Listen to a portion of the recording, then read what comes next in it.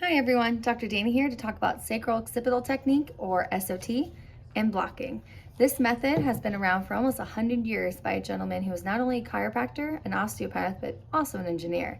This method looks specifically at two spots of our body, essentially, to identify other areas that need treatment. So the sacrum itself is the triangle shape in the back of your spine, below the lumbar, and attached to your pelvis.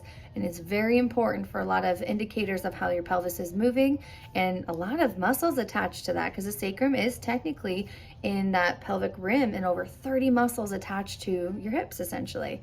The next one is going to be your occiput, which is the bone on the base of your skull that attaches to your upper cervical spine.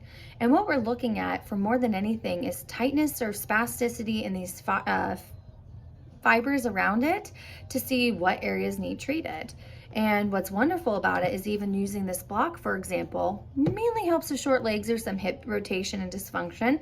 And by just resting on it allows those ligaments and tendons to even get a little bit of a stretch so that the adjustment does better. My favorite thing about SOT is the visceral response that we get from this indirectly sometimes, and sometimes intentionally. One, for example, is when we're working on the sacrum, that visceral response or referring to an organ is improved GI function. The same could be said sometimes with acupuncture. It's kind of an indirect thing that you wouldn't expect, but us chiropractors know that it's a possibility, and it's wonderful to have these regularities show up.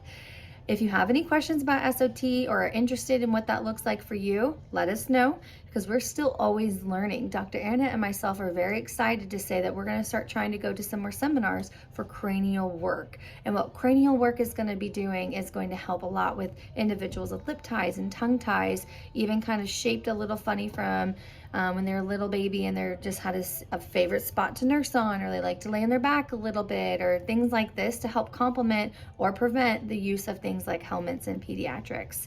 So just give our office a call if you have any questions, or let us know if this is something you'd be interested in trying.